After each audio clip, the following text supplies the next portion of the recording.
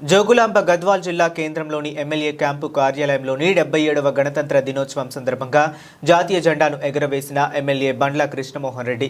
అనంతరం police parade గ్రౌండ్లో గణతంత్ర దినోత్సవం సందర్భంగా జాతీయ జెండా ఎగురవేసిన జిల్లా collector B M Santosh, SP Srinivasarao, హాజరైన ఎమ్మెల్యే బండ్ల కృష్ణమోహన్ రెడ్డి, అల్లంపూర్ ఎమ్మెల్యే విజయుడు పాల్గొన్నారు. జిల్లాలో జరిగిన అభివృద్ధి కార్యక్రమాలపై కలెక్టర్ బిఎం సంతోష్ వివరించారు.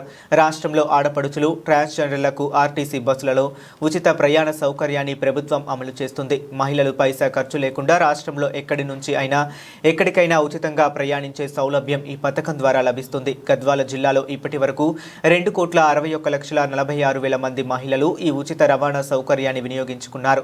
దీని ద్వారా మహిళలకు 99,14,89,000 రూపాయలు లబ్ధి చేకూరుతుందన్నారు.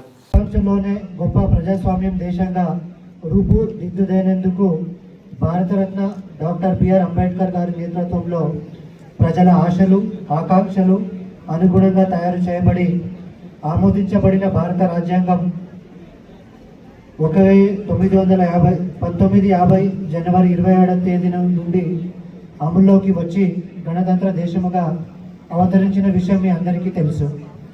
భారతదేశం గణతంత్ర దేశముగా రూపుదిద్దుకునేందుకు కృషి చేసిన జాతిపిత మహాత్మా గాంధీ మొదలగు స్వాతంత్ర సమరయోధులకు, అమరవీరులకు, భారత రాజ్యాంగం కోసం కృషి చేసిన రాజ్యాంగవేత్తలకు జోహార్లు అర్పిస్తున్నాను. తెలంగాణ రాష్ట్ర ప్రభుత్వంలో ప్రజాపాలన పథకం అభయ హస్తం అమలు చేయుచున్నది. ఇది తెలంగాణ ప్రజలకు ఒక రకమైన పండుగ. తెలంగాణ ప్రభుత్వం ప్రజల సంక్షేమానికి పెద్దపీట వేస్తుంది. ప్రజాపాలన పథకానికి దరఖాస్తు చేసుకున్న పేదలు లేదా పేదరికం కంటే దిగువ ఉన్న పౌరులు పథకాల ప్రయోజనాలను పొందుతున్నారు. సమాజంలో అన్ని వర్గాలు స్వేచ్ఛ, సామాజిక న్యాయం, సమాన అవకాశాలు దక్కాలనేదే ప్రభుత్వ లక్ష్యం. రాష్ట్రంలో ఆడపడుచులు, ట్రాన్స్జెండర్లకు ఆర్టీసీ బస్సులలో ఉచిత ప్రయాణ సౌకర్యాన్ని ప్రభుత్వం అమలు చేస్తుంది.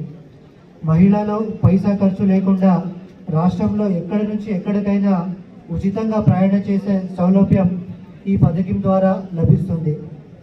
జోగులాంబ గద్వాల్ జిల్లాలో ఇప్పటి వరకు 2,61,46,000 మంది మహిళలు ఈ ఉచిత రవాణా సౌకర్యాన్ని వినియోగించుకున్నారు.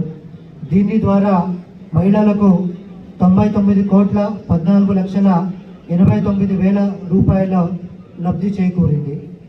రాజీవ్ ఆరోగ్యశ్రీ పథకాన్ని మరింత పకడ్బందీగా అమలు చేయడంతో పాటు ఈ పథకం కింద పేదలకు కార్పొరేట్ వైద్యాన్ని అందించాలన్న లక్ష్యంతో రాజీవ్ ఆరోగ్యశ్రీ వైద్య పరిమితిని 5 లక్షల రూపాయల నుంచి 10 లక్షల రూపాయలకు పెంచి అమలు చేస్తున్నాము.